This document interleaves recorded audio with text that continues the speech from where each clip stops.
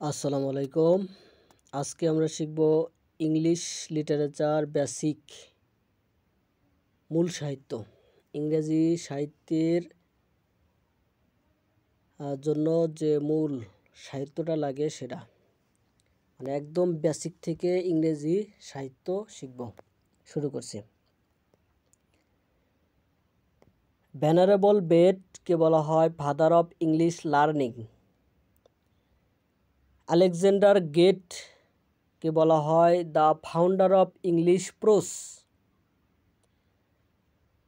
Chaucer Geoffrey চসারকে বলা হয় ফাদার অফ ইংলিশ পোয়েট্রি এবং ফাদার অফ ইংলিশ লিটারেচার অথবা father of English language. John উইকলিফকে বলা হয় father of English prose. Translated the Bible into English. Sir Thomas ওয়াটকে বলা হয় first sonneteer in English literature. Edmund স্পেন্সারকে বলা হয় the poet of poets. William শেক্সপিয়ারকে বলা হয় bard of Avon. National poet of England, dramatist, playwright.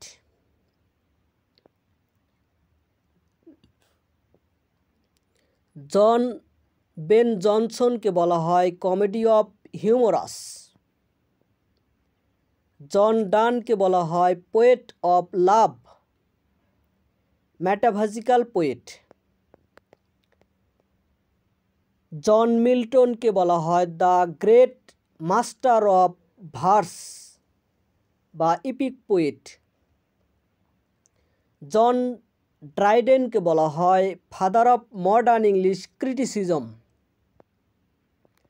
Alexander পোপকে বলা হয় মক হিরোইক পোয়েট। হেনরি ফিল্ডিংকে বলা হয় the father of English Nobel.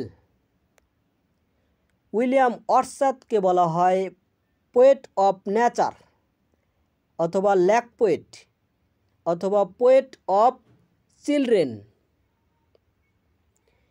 ST ক্লোরিসকে বলা হয় lake poet, poet of supernaturalism. Opium letter আফিম ইটারকে বলা হয় আফিম ইটার বলা হয়। এসটি ক্লোরিসকে বলা হয় আফিম ইটার। জর্জ গর্ডন এবং লর্ড বায়রনকে বলা হয় রিবেল পোয়েট। পার্সি বিশি শ্যালিকে বলা হয় রিভলিউশনারি পোয়েট অথবা poet of hope and regeneration বলা হয়। জন কিটসকে বলা হয় পোয়েট অফ বিউটি অথবা পোয়েট অফ সেন্সুয়াসনেস। ওয়াল্ট হুইটম্যানকে বলা হয় national poet of America. Christopher মার্লোকে বলা হয় father of English tragedy. Thomas কিটকে বলা হয় father of revenge tragedy. GB শোকে বলা হয় father of modern English literature অথবা মডার্ন ইংলিশ ড্রামা বলা হয়। ভি.আই. লেনিনকে বলা হয় most translated author of the world. Most translated author of the world. Anglo Saxon period 450 থেকে 1066। এর অন্য নাম হচ্ছে অ্যাংলো স্যাক্সন পিরিয়ডকে বলা হয় ওল্ড ইংলিশ পিরিয়ড বলা হয়। সময়কাল হচ্ছে আনুমানিক 450 খ্রিস্টাব্দ থেকে 1066 খ্রিস্টাব্দ পর্যন্ত। 1066 সালের নরমান কনকোয়েস্ট বা উইলিয়াম দ্য কনকোয়ারের বিজয় এর মাধ্যমে এই যুগের সমাপ্তি ঘটে। এটি উদ্ভব হয়েছিল কিভাবে? পঞ্চম শতাব্দীতে জার্মানির 3টি প্রধান উপজাতি জুটস, অ্যাঙ্গেলস এবং স্যাক্সন ইংল্যান্ডে এসে বসতি স্থাপন করে। তারা স্থানীয় ক্যাথলিক ব্রাইটনসদের পরাজিত করে এবং ধীরে ধীরে ইংল্যান্ডের অধিকাংশ অঞ্চলে নিজেদের শাসন প্রতিষ্ঠা করে। ইংল্যান্ড শব্দটি এসেছে অ্যাঙ্গেলস এর নাম থেকে, অ্যাংলি-ল্যান্ড থেকে ইংল্যান্ড। ইংল্যান্ড রাজনৈতিক ও সামাজিক বৈশিষ্ট্য। অ্যাংলো স্যাক্সন সমাজ মূলত গ্রামভিত্তিক ছিল। রাজারা ছিলেন উপজাতীয় নেতা, যাদের সাথে ছিলেন থিন যোদ্ধা, উচ্চপদস্থ সৈনিক। মানুষ প্রধানত যোদ্ধা, শিকারী, কৃষক এবং ভ্রমণকারী ছিল এই যুগের মানুষেরা। সমাজে কমিটাটাস নামক এক প্রথা ছিল, যেখানে নেতা ও যুদ্ধরা পরস্পরের প্রতি আনুগত্য প্রদর্শন করত। ধর্ম ও বিশ্বাস। প্রাথমিকভাবে তারা ফ্যাগান, বহু দেবতাবাদী ছিল। প্রকৃতি, যুদ্ধ ও ভাগ্যের দেবতার পূজা করত। সপ্তম শতাব্দীতে ধীরে ধীরে খ্রিস্ট ধর্ম প্রচলিত হয়, যা তাদের সাহিত্য ও সংস্কৃতিতে গভীর প্রভাব ফেলে। খ্রিস্ট ধর্ম আসার পর মনাস্টারি গড়ে ওঠে, যা শিক্ষা ও সাহিত্য সংরক্ষণের কেন্দ্র হয়। ভাষা। এ যুগের ভাষা ছিল ওল্ড ইংলিশ, যা জার্মানিক ভাষা পরিবারের অন্তর্গত। শব্দ ভাণ্ডারে ছিল অনেক জার্মানিক উৎসের শব্দ, তবে খ্রিস্ট ধর্ম প্রচারের পর ল্যাটিন শব্দও যুক্ত হয়। সাহিত্য। এ যুগের সাহিত্য ছিল প্রধানত মৌখিক, পরে খ্রিস্টীয় সন্ন্যাসীরা তা লিপিবদ্ধ করে। কাব্য ছিল অলঙ্কারপূর্ণ ও ছন্দময়, যেখানে অ্যালিটারেশন, একই ধ্বনির পুনরাবৃত্তি প্রচলিত ছিল। সবচেয়ে বিখ্যাত মহাকাব্য। এ যুগের বিখ্যাত মহাকাব্য ছিল বিউল্ফ, যা এক বীরের দানব ও ড্রাগনের সাথে যুদ্ধের গল্প বলে।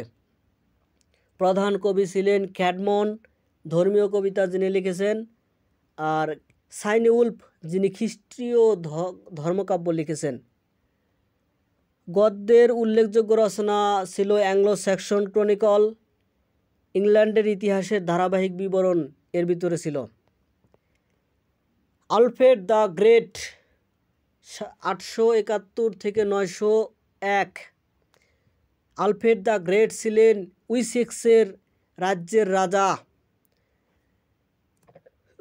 খ্রিস্টীয় ও সাহিত্য উৎসাহী তিনি নিজে ল্যাটিন থেকে ইংরেজিতে গ্রন্থ অনুবাদ করেন। অ্যাংলো স্যাক্সন ক্রনিকল সংরক্ষণ ও বিস্তারে বিশেষ অবদান রাখেন। তিনি বিদ্যালয় স্থাপন করে শিক্ষার প্রসার ঘটান। সাংস্কৃতিক বৈশিষ্ট্য। যুদ্ধ ও বীরত্ব ছিল সাহিত্যের প্রধান থিম। এই যুগের যুদ্ধ ও বীরত্বগাথা ছিল সাহিত্যের প্রধান থিম। ভাগ্য, ওয়ার্ড ও নিয়তি বিশ্বাস ছিল প্রবল। মিড হল ছিল সামাজিক জীবনের কেন্দ্র, যেখানে গান, কাব্যপাঠ এবং ভোজ অনুষ্ঠান অনুষ্ঠিত হতো।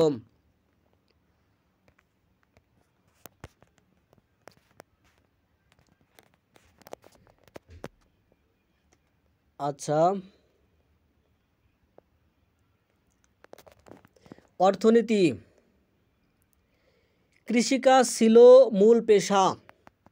শিকার, মাছ ধরা ও পশুপালন গুরুত্বপূর্ণ ভূমিকা পালন করত। ধাতু, অস্ত্র ও অলঙ্কার তৈরিতে দক্ষতা ছিল।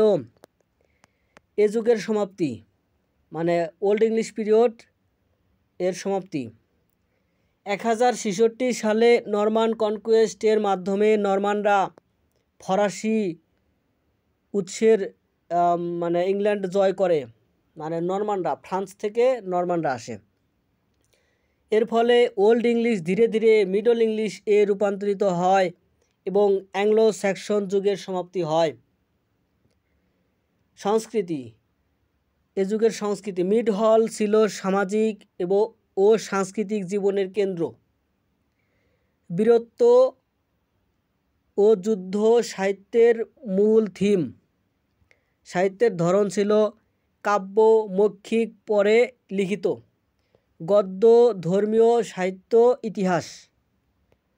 কাব্যের বৈশিষ্ট্য অ্যালিটারেশন, একই ধ্বনির পুনরাবৃত্তি, বীরত্বগাথা, খ্রিস্টীয় পৈতৃক মিশ্র প্রভাব। গুরুত্বপূর্ণ রচনা বিউলফ কাব্যগ্রন্থ, the seafarer, the wanderer, Anglo Saxon chronicle. গুরুত্বপূর্ণ রাজা ছিলেন দ্য আলফ্রেড দ্য গ্রেট, 871-901। তার শিক্ষা বিস্তার ল্যাটিন গ্রন্থ ছিল তার অ্যাংলো স্যাক্সন ক্রনিকল সংরক্ষণ করা হয়। সমাপ্তি হয় 1066 সালে নরমান কনকোয়েস্ট, নরমানদের বিজয়ের কারণে মিডল ইংলিশ যুগের সূচনা। বিউলফ এর পরিপূর্ণ video literature of old English period এই প্লেলিস্টে দেওয়া আছে, অনুগ্রহ করে দেখে নেবেন। নোন পোয়েট, মানে পরিচিত লেখক হচ্ছে এর ভিতরে ক্যাডমন্ড এবং সাইনউলফ হলো এ যুগের উল্লেখযোগ্য কবি। এই দুইজন লেখকেরই নামে পাওয়া যায়। আচ্ছা, বিউলফ ছাড়াও আরও কিছু প্রাচীন ইংরেজি কাব্য কবিতা আছে যেগুলো ওল্ড ইংলিশ পিরিয়ড বা অ্যাংলো স্যাক্সন পিরিয়ডের সাহিত্য। এসব রচনার মধ্যে উইটস, পর্যটকদের গান ছিল। এর ধরন ছিল ইংরেজি বীরত্বগাথামূলক কবিতা। সারমর্ম হলো এখানে এক ভ্রমণকারী কবি শোপ নিজের ভ্রমণ কাহিনী বর্ণনা করে। তিনি বিভিন্ন রাজা, যোদ্ধা, জনগোষ্ঠীর সঙ্গে দেখা করতেন, তাদের যুদ্ধ, দানশীলতা, কীর্তিত্বের কথা গেয়েছেন। গুরুত্ব, এটি ওল্ড ইংলিশ এ পাওয়া প্রাচীনতম বীরগাথার একটি, যেখানে অনেক ঐতিহাসিক ও কিংবদন্তি চরিত্রের উল্লেখ আছে। এর মাধ্যমে অ্যাংলো স্যাক্সন যুগের রাজনৈতিক ও সাংস্কৃতিক মানচিত্র বোঝা যায়। আরও একটি লেখা হচ্ছে ডিওরের ক্ষেত, মানে ডর্স ল্যামেন্ট, এটি হচ্ছে এলিজি। সারমর্ম, ডিওর নামের একজন কবি তার চাকরি হারিয়ে শোক প্রকাশ করেছে। সে পুরনো কিংবদন্তির দুঃখজনক ঘটনার উদাহরণ দিয়ে বলে, সব কষ্ট একদিন কেটে যাবে। ঠিক আছে, এখানে উচ্চারণটা হচ্ছে বেস আফটার ওড বেস কোয়া মিনিং, মানে এটিও কেটে গেছে, এও কেটে যাবে, অর্থাৎ that passed away this too may, that passed away this too may. গুরুত্ব, এটি জীবনের অনিত্যতা ও আশা নির্ভর দার্শনিক দৃষ্টিভঙ্গি তুলে ধরে। দ্য ওয়াইফস ল্যামেন্টেশন, স্ত্রী অভিযোগ, লিরিক ও ইলিজির সংমিশ্রণ। এক নারী তার স্বামীর থেকে বিচ্ছিন্ন হয়ে দুঃখ প্রকাশ করেছে। পারিবারিক ষড়যন্ত্র এবং সামাজিক ধারার কারণে সে স্বামীর সঙ্গে থাকতে পারছে না।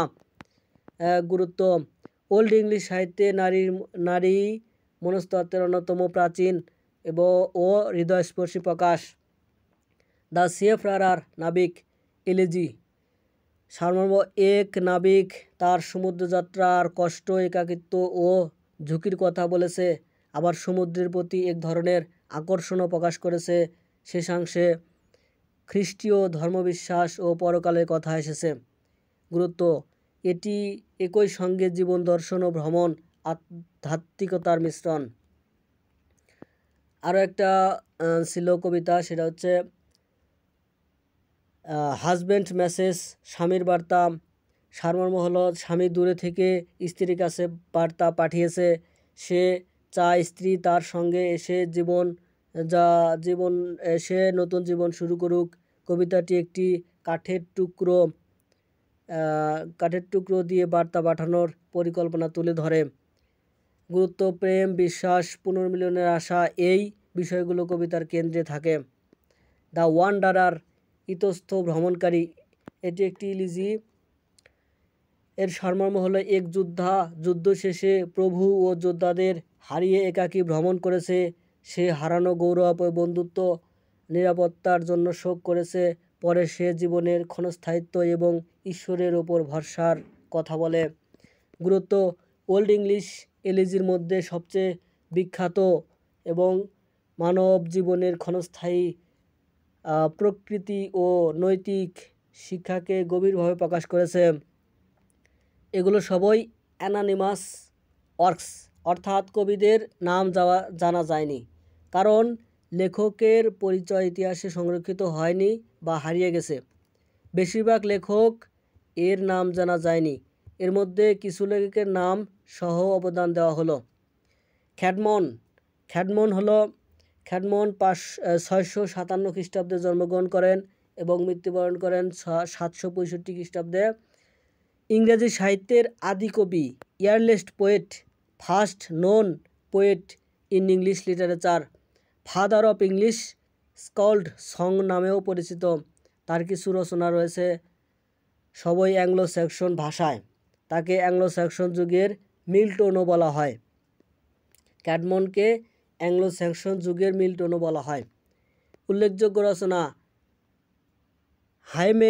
হাইমেন অফ ক্যাডমন, হিম অফ ক্যাডমন, এর ধরন হচ্ছে ধর্মীয় স্তবক গান, স্ক্যারেড হাইমেন। খ্রিস্টান ঈশ্বরের প্রশংসা, তার সৃষ্টির মহিমা এবং মানুষের প্রতি ঈশ্বরের করুণা। গুরুত্ব, এটি ইংরেজি সাহিত্যের ইতিহাসে প্রথম লিখিত কবিতা হিসেবে স্বীকৃত যা ওল্ড ইংলিশ ভাষায় রচিত। বিশেষ তথ্য: গল্প অনুসারে ক্যাডমন স্বপ্নে এক স্বর্গীয় কণ্ঠস্বর পান যা তাকে ঈশ্বরের প্রশংসায় গান গাইতে অনুপ্রাণিত করে। প্যারাফ্রেজ বাইবেলের গল্পের কাব্যিক রূপান্তর। বাইবেলের বিভিন্ন অংশ যেমন সৃষ্টি কাহিনী, ঈশ্বরের অলৌকিক কাজ, নৈতিক শিক্ষা ইত্যাদি কবিতার ভাষায় পুনর্লেখন। গুরুত্ব, ভাষা সাধারণ মানুষ যাতে সহজে বুঝতে পারে সেজন্য বাইবেলের জটিল কাহিনী সহজ ভাষায় উপস্থাপন করা হয়েছিল। এতে জেনেসিস, এক্সোডাস, ড্যানিয়েল এ ধরনের বাইবেলীয় গল্প অন্তর্ভুক্ত ছিল। প্রসিদ্ধ গ্রন্থ: হিস্টোরিয়া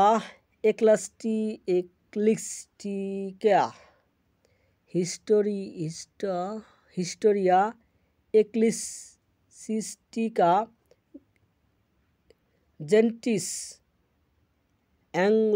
অ্যাংলোরাম, অ্যাংলো স্যাক্সনদের ধর্মীয় জীবনের ইতিহাস। ক্যাডমন নিজেই এই বই লেখেননি, বরং ভেনারেবল বেট এই বইয়ের এক অধ্যায়ে ক্যাডমন এর জীবনী ও তার হাইমন সংরক্ষণ করেছেন। এখানে বলা হয়েছে কিভাবে ক্যাডমন একজন নিরক্ষর গৃহপালক থেকে ঈশ্বর প্রদত্ত প্রতিভার মাধ্যমে খ্রিস্টীয় স্তবক গানের কবি হয়ে ওঠেন। ক্যাডমন হাইমেনকে বেট ল্যাটিন ভাষায় অনুবাদ করেন এবং তার ওল্ড ইংলিশ সংস্করণও এখানে পাওয়া যায়। তার রচিত কাব্যের বিষয়বস্তু: জেনেসিস বাইবেলের প্রথম বই। বিষয়: পৃথিবীর সৃষ্টি, প্রথম মানুষ আদম ও হাওয়ার কাহিনী, নুহের ঘটনা, নৌকা, বাইবেল টাওয়ার ইত্যাদি। ক্যাডমনের ভূমিকা এই গল্পগুলিকে কাব্যের ভাষায় ওল্ড ইংলিশ এর রূপ দিয়েছেন। এক্সোডাস বাইবেলের দ্বিতীয় বই। মূসা এর নেতৃত্বে ইসরায়েলীদের মিশর থেকে মুক্তি, লোহিত সাগর অতিক্রম এবং ঈশ্বরের আইন প্রাপ্তি এগুলো লিখেছেন। ক্যাডমনের কাজ ঘটনাগুলো বীরগাথামূলক কাব্যের ঢঙে লিখেছেন। জুডিথ বাইবেলের একটি বীরাঙ্গনা চরিত্র। জুডিথ তার বুদ্ধি ও সাহস দিয়ে শত্রু সেনাপতি হেলোফার্নেসকে হত্যা করে নিজের জনগণকে রক্ষা করে। গুরুত্ব, এটি নারী বীরত্বের অন্যতম প্রাচীন কাব্যর উদাহরণ। ইন শর্ট, সংক্ষেপে, ক্যাডমন ছিলেন হুইটবির এর নিরক্ষর মেষপালক।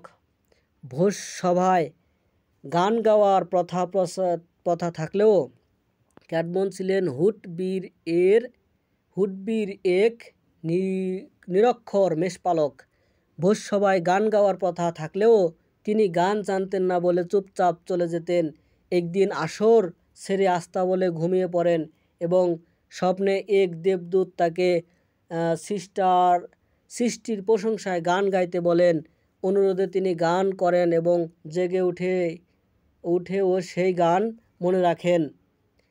পরে মঠাধ্যক্ষের সামনেও আরও গান রচনা করে শোনালে তারা বুঝতে পারেন তার প্রতিভায় ঈশ্বর প্রদত্ত এবং তাকে মঠে স্থান দেওয়া হয়। প্যারাফ্রেজ কাব্যে আরও অনেক সন্ন্যাসী রচনা কাব্যটির মধ্যে আছে, অর্থাৎ কাব্যটি একাধিক কবির রচিত। এই কাব্যটির আদিতে আছে ঈশ্বরের প্রশস্তি, মধ্যে ঈশ্বরের বিরুদ্ধে শয়তান ও কিছু দেবদূতের বিদ্রোহ, শেষে শয়তান ও তার সহযোগীদের পতন। বাইবেল গল্পের ছায়া অবলম্বনে রচিত। ক্যাডমন 7ম শতাব্দীর কবি। তিনি প্রায় 40খানা গ্রন্থ রচনা করেছেন এবং তার রচনা একসময় পাঠ্যপুস্তক হিসেবে তার বই পাঠ্য ছিল। সায়েন্ট ভেনারেবল বেট একজন খ্রিস্টান ধর্মীয় পণ্ডিত, ইতিহাসবিদ, তত্ত্ববিদ, গির্জার পাদ্রী। ভেনারেবল বেট অর্থাৎ সম্মানিত বা পবিত্র উপাধি পেয়েছিলেন তার ধর্মীয় বিদ্যুৎ জীবনের জন্য। তিনি ক্যাথলিক চার্চের একজন গুরুত্বপূর্ণ সাধু হিসেবে বিবেচিত হন। ভেনারেবল বেটকে ফাদার অফ ইংলিশ লার্নিং বলা হয় কারণ তিনি ইংরেজি ভাষা, সাহিত্য, ধর্ম, ইতিহাস, বিজ্ঞান ও ভাষাতত্ত্বে বহু অবদান রেখেছেন। তাকে first historian in English language বলা হয় কারণ তিনি ইংরেজদের ইতিহাস প্রথমবার সুসংবদ্ধভাবে ল্যাটিন ভাষায় লিপিবদ্ধ করেন, যা ইংল্যান্ডের প্রাথমিক ঐতিহাসিক দলিল হিসেবে গণ্য। He has written the ecclesiastical history of the ইংরেজদের ধর্মীয় ইতিহাস, যার পুরো নাম হিস্টোরিয়া এক্লিসিয়াস্টিকা জেন্টিস অ্যাংলোরাম। আর এই কারণে তিনি ডক্টর অব দ্য চার্চ উপাধি পেয়েছেন। এটি ইংরেজ ইতিহাসের ভিত্তিপাঠ হিসেবে স্বীকৃত। এখানে তিনি বর্ণনা করেন ইংল্যান্ডে খ্রিস্ট ধর্মের আগমন, মিশনারিদের কাজ, গির্জার ইতিহাস। এতে ক্যাডমন এর জীবনী ও হাইমেন সংরক্ষিত আছে। 1899 সালে পোপ লিও 13তম তাকে আনুষ্ঠানিকভাবে ডক্টর অব দ্য চার্চ উপাধি দেন। এই উপাধি ক্যাথলিক চার্চে সেই সব ব্যক্তিকে দেওয়া হয় যার ধর্মতত্ত্ব ও ধর্মীয় শিক্ষায় অসামান্য অবদান রেখেছেন। 2. ডি ন্যাচারিউম on the nature of things, প্রকৃতি, ঋতু, জ্যোতির্বিজ্ঞান ও বিজ্ঞানের প্রাথমিক ধারণা। ডি টেম্পোরাম রুটিন, দ্য রেকোয়েন রেকনিং অফ টাইম, বিষয় সময় গণনা, ক্যালেন্ডার, ইস্টারের তারিখ নির্ধারণ ইত্যাদি। বাইবেল অনুবাদ ও ব্যাখ্যা, নতুন পুরাতন নিয়মের নিউ এবং ওল্ড টেস্টামেন্ট বিভিন্ন বই অনুবাদ ও ব্যাখ্যা করেছেন। সাইনউল্ফ অষ্টম থেকে সপ্তম শতাব্দী। সাইনউল্ফকে ইংরেজি সাহিত্যে অথর অফ খ্রিস্ট বা খ্রিস্টের লেখক বলা হয়, কারণ তিনি বেশ কিছু ধর্মীয় কবিতা রচনা করেছেন যা খ্রিস্টীয় বিশ্বাস ও ধর্মীয় বিষয়কে কেন্দ্র করে। কবিতায় তিনি রুনিক লেটার তার নাম বা স্বাক্ষর রেখে যেতেন। লিন্ডিস্ক্রিন সংযোগ সম্ভবত লিন্ডিস্টাবের বিশপ ছিলেন। প্রাচীন ইংলিশ ধর্মীয় কবি, তিনি ছিলেন প্রাচীন ইংরেজি ধর্মীয় কবি। বিখ্যাত রচনা জুলিয়ানা, খ্রিস্টীয় ধর্মের বর্ণনা। সারাংশ, এই কবিতাটি মঙ্গল কাহিনী আকারে খ্রিস্টান ধর্মের প্রতি শ্রদ্ধা ও ভক্তি প্রকাশ করে। এতে এক তরুণী মম্মা, যিনি খ্রিস্টান ধর্মের পক্ষে দৃঢ় ছিলেন, তার বিশ্বাস ও সাহসিকতা নিয়ে বলা হয়। জুলিয়ানা ধর্মীয় আচার ও পরীক্ষা নিরীক্ষার মুখে পড়ে তার বিশ্বাস অটুট রেখে শেষ পর্যন্ত ধর্মের জন্য আত্মত্যাগ করেন। এটি ধর্মীয় নিষ্ঠা এবং সাহসিকতার উদাহরণ হিসেবে বিবেচিত। আরেকটি লেখা হচ্ছে এলেনি, যীশুখ্রিস্টের ক্রুশের সন্ধান। এই কবিতায় কেন্দ্রীয় বিষয় হলো সম্রাজ্ঞী সেন্ট হেলেনা শিশুর পবিত্র ক্রুশের সন্ধান ও তার উদ্ধার করার গল্প। হেলেনা তার পুত্র সম্রাট কনস্ট্যান্টাইনের নির্দেশে পবিত্র ভূমিতে যিশুর ক্রুশের সন্ধানে যান। কবিতাটি ধর্মীয় ত্যাগ, বিশ্বাস ও পবিত্র স্থানের গুরুত্ব তুলে ধরে। যিশুর ক্রুশ খুঁজে পাওয়া এবং তা খ্রিস্টান ধর্মের জন্য কতটা মহৎ তা এই কবিতায় বর্ণিত। খ্রিস্ট 2 মানে সাইনউল্ফ লিখেছেন খ্রিস্ট 2। আচ্ছা, এটি খ্রিস্টান ধর্মের বর্ণনা। এটি একটি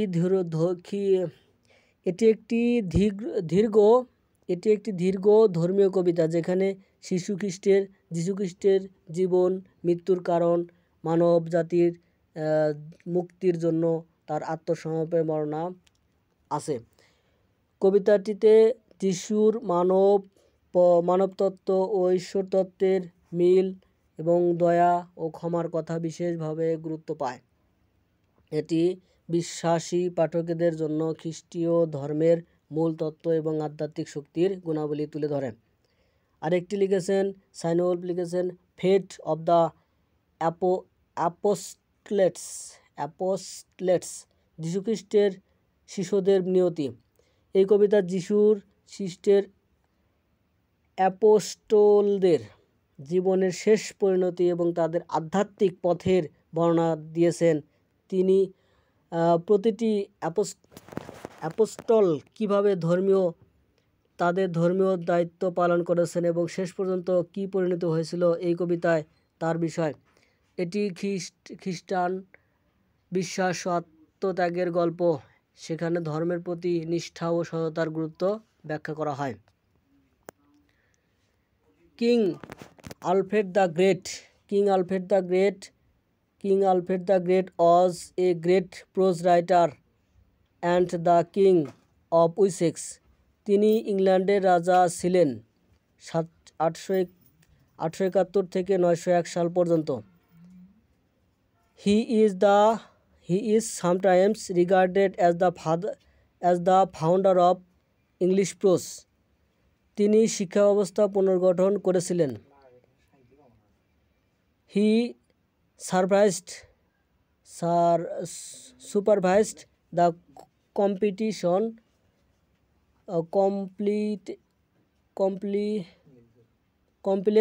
of the Anglo Saxon chronicle. Anglo Saxon ঘটনাবলী, যা ইংরেজি ইতিহাসের প্রথম গদ্য গ্রন্থ। সম্রাট Alfred the consolation of philosophy, দর্শনের সম্ভাবনা নামক একটি গ্রন্থও রচনা করেছিলেন। তার কাজের জন্য তিনি ইংরেজি গদ্যের প্রতিষ্ঠাতা হিসেবে পরিচিত। তিনি ইংরেজি গদ্যের প্রোজ বিকাশে গুরুত্বপূর্ণ ভূমিকা রেখেছেন। King Alfred the great was the king of Wessex and ruled England from 1871 to 1901। তিনি ইংল্যান্ডের শাসন ব্যবস্থা পুনর্গঠন করেন। আলফ্রেড ইংরেজি গদ্যের প্রতিষ্ঠাতা, ফাউন্ডার অফ ইংলিশ প্রোজ হিসেবে পরিচিত। তিনি the Anglo Saxon chronicle, Anglo Saxon ঘটনাপঞ্জি নামক ইংরেজি সাহিত্য গ্রন্থের তত্ত্বাবধান ও সম্পাদনা করেন। অ্যাংলো স্যাক্সন ক্রনিকল ইংরেজি সাহিত্যের প্রথম গদ্য গ্রন্থ এবং ইংল্যান্ডের প্রথম গুরুত্বপূর্ণ ইতিহাস গ্রন্থ। তিনি দ্য কনসোলেশন অফ ফিলোসফি, দর্শনের সান্ত্বনা নামক একটি দর্শনভিত্তিক গ্রন্থ রচনা করেন। সম্রাট আলফ্রেড ল্যাটিন থেকে ইংরেজিতে বিভিন্ন ধর্মীয় দার্শনিক গ্রন্থ অনুবাদ করেন, যা ইংরেজি ভাষার উন্নয়নে গুরুত্বপূর্ণ ভূমিকা পালন করে। তিনি যুদ্ধ দক্ষ ও কুশল রাজা ছিলেন, বিশেষ করে ভাইকিং আক্রমণের বিরুদ্ধে প্রতিরোধ গড়ে তোলেন। আলফ্রেডের শাসনামলে শিক্ষা, আইন, সাহিত্য ক্ষেত্রে উল্লেখযোগ্য সংস্কার হয়।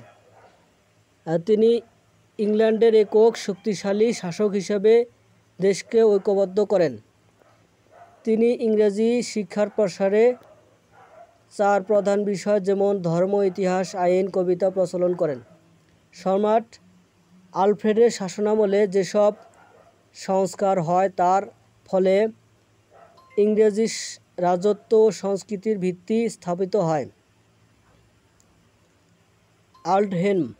আল্ডহেম ছিল 7ম শতাব্দীর একজন প্রারম্ভিক ইংরেজি কবি, ধর্মীয় শিক্ষক, লেখক। তিনি ইংল্যান্ডের উইসেক্স অঞ্চলের একজন বিশিষ্ট ধর্মীয় ব্যক্তি এবং শিক্ষাবিদ ছিলেন। ল্যাটিন ও অ্যাংলো স্যাক্সন সাহিত্য দুটি দক্ষ ছিলেন।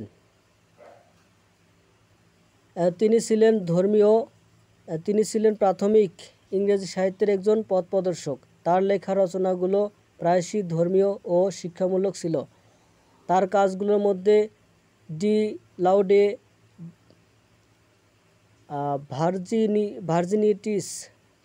ভার্জিনিটাটিস কুমারিত্বের প্রশংসা অন্যতম। বিশপ হলো খ্রিস্টীয় গির্জার একজন উচ্চপদস্থ পুরোহিত ধর্মীয় নেতা, যিনি নির্দিষ্ট একটি এলাকা বা ধর্মীয় প্রতিষ্ঠানের দায়িত্ব পালন করেন। বিশপ হওয়ার অর্থ কী? বিশপ, যখন কেউ বিশপ হিসাবে নিয়োগ পায় বা মনোনীত হন, তার মানে সে গির্জার উচ্চ পদে বসে এলাকা বা ধর্মীয় সম্প্রদায়ের আধ্যাত্মিক ও প্রশাসনিক দায়িত্ব গ্রহণ করেন। বিশপের কাজ গির্জার ধর্মীয় আচার অনুষ্ঠান পরিচালনা করা, পাদরি ও অন্যান্য ধর্মীয় কর্মীদের নিয়ন্ত্রণ ও তদারকি করা, গির্জার নিয়ম কানুন বাস্তবায়ন করা, এলাকায় ধর্মীয় সম্প্রদায়কে নেতৃত্ব দেওয়া, ধর্মীয় শিক্ষা ও উপদেশ দেওয়া। সুতরাং আডহেলম যখন ম্যালমেসবিউরি মঠের প্রথম বিশপ ছিলেন, তার অর্থ তিনি সেই গির্জার প্রধান ধর্মীয় নেতা এবং প্রশাসক হিসাবে দায়িত্ব পালন করেছিলেন। ম্যালমেসবিউরি মঠ হলো ইংল্যান্ডের একটি প্রাচীন খ্রিস্টীয় ধর্মীয় প্রতিষ্ঠান বা মনাস্টেরি, যা ইংল্যান্ডের ওয়েলশায়ার কান্ট্রিতে অবস্থিত। এটি মধ্যযুগীয় সময়ে গড়ে উঠেছিল এবং তখনকার সময়ের একটি গুরুত্বপূর্ণ ধর্মীয় এবং শিক্ষাগত কেন্দ্র ছিল। এডওয়াইন ছিলেন মধ্যযুগের একজন প্রখ্যাত প্রারম্ভিক কবি ও লিপিকার। তিনি 1200 শতাব্দীর মাঝামাঝি সময়ে সক্রিয় ছিলেন এবং প্রধানত ক্যান্টারবারি ক্যাথেড্রাল এর সঙ্গে যুক্ত ছিলেন। তার সবচেয়ে বিখ্যাত কাজ হল এডওয়াইন প্যালাস্টার। এটি অলঙ্কৃত মধ্যযুগীয় গীতসংহিতা প্যালাস্টার, যা ল্যাটিন ও পুরাতন ইংরেজি অনুবাদ সহ তৈরি হয়েছিল। এই পাণ্ডুলিপিটিতে তিনটি আলাদা ল্যাটিন সংস্করণ, গ্যালিসিয়ান, রোমান, হেব্রিক প্যালসাম এবং পুরাতন ইংরেজি গ্লস শব্দার্থ যুক্ত ছিল, যা মধ্যযুগীয় ইংরেজি ভাষার অধ্যয়নের জন্য অমূল্য। এডওয়াইন প্যালাস্টার শিল্পসম্মত মিনিয়েচার ইলাস্ট্রেশন ছিল এবং এডওয়াইন নিজেকে প্রিন্স অফ স্ক্রাইবস বলে লিপিকারদের রাজপুত্র বলে উল্লেখ করেছেন। আচ্ছা,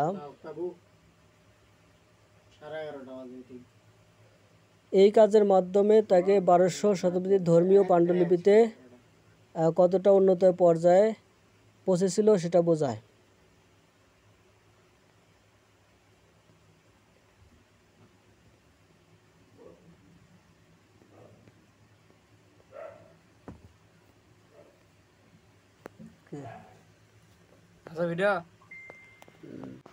আচ্ছা, আজ আর পারতেছি না, এখান থেকে একটু স্ক্রিনশট নিয়ে দেখে নেবেন।